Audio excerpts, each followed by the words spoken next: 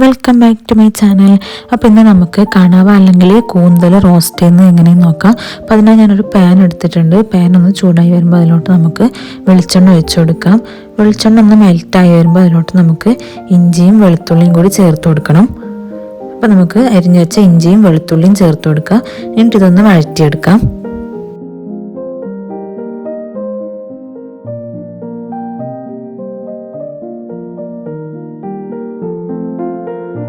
ഇതൊന്ന് വഴറ്റിയെടുത്തതിന് ശേഷം അതിലോട്ട് നമുക്ക് അരിഞ്ഞു വെച്ച സവാള ചേർത്ത് കൊടുക്കാം. എന്നിട്ട് അത് നന്നായിട്ടൊന്ന് വഴറ്റിയെടുക്കണം.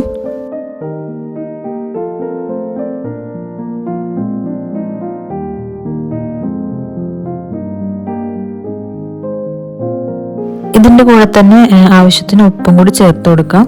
എന്നിട്ട് നന്നായിട്ടൊന്ന് വഴറ്റിയെടുക്കാം.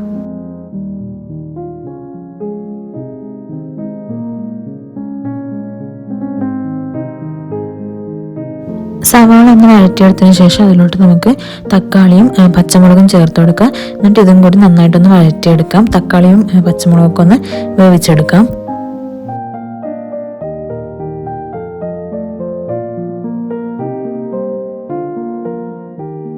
ഇനി ഇതിലോട്ട് പൊടികൾ ചേർത്ത് കൊടുക്കാം. ഞാനിവിടെ മല്ലിപ്പൊടി, മഞ്ഞൾപ്പൊടി, മുളക് പൊടി, പിന്നെ ചിക്കൻ മസാലയും വേണ്ടിട്ട് എടുത്തിട്ടുള്ളത്. അപ്പോൾ അതൊക്കെ ഒന്ന് ചേർത്ത് കൊടുത്തിട്ട് അതും കൂടി ഒന്ന് വഴറ്റിയെടുക്കാം. അതിൻ്റെ പച്ചമണമൊക്കെ ഒന്ന് മാറിക്കിട്ടട്ടെ.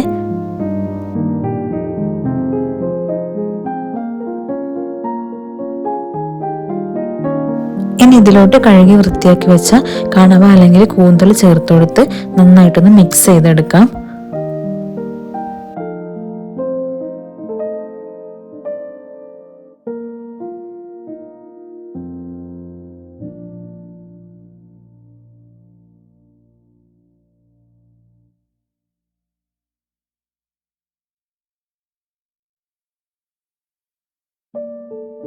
ഇനി ഇത് മൂടി വെച്ച് നന്നായിട്ടൊന്ന് വേവിച്ചെടുക്കാം.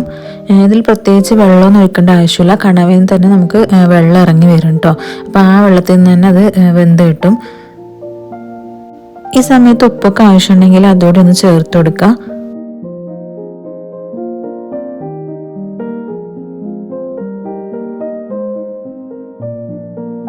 കണവയിൽ നിന്ന് തന്നെ നന്നായിട്ട് വെള്ളം ഇറങ്ങി വരുന്നത് കണ്ടല്ലോ. ഇനി നമുക്കിത് കണവ ശരിക്കൊന്നും വെന്തിട്ടില്ല.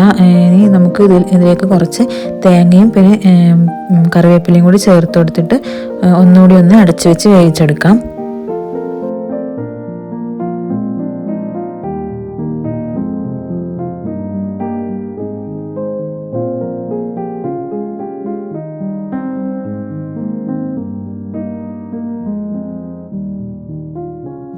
ഇപ്പോൾ കണവയൊക്കെ നന്നായിട്ട് വെന്ത് വന്നിട്ടുണ്ട്. അതിൽ നിന്ന് വെള്ളമൊക്കെ വറ്റി വന്നിട്ടുണ്ട് കേട്ടോ. അപ്പോൾ ഇത് നന്നായിട്ടൊന്ന് ഡ്രൈ റോസ്റ്റ് ചെയ്തെടുത്തതാണ്.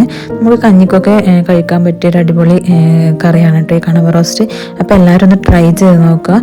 എൻ്റെ വീഡിയോ ആദ്യമായി കാണുന്നവരാണെങ്കിൽ ഒന്ന് സബ്സ്ക്രൈബ് ചെയ്ത് സപ്പോർട്ട് ചെയ്യുക. അതുപോലെ തന്നെ വീഡിയോ ഇഷ്ടമായി ഒന്ന് ലൈക്കും കൂടി ചെയ്യുക. അപ്പോൾ നമുക്ക് മറ്റൊരു വീഡിയോയുമായി വീണ്ടും കാണാം. ബൈ.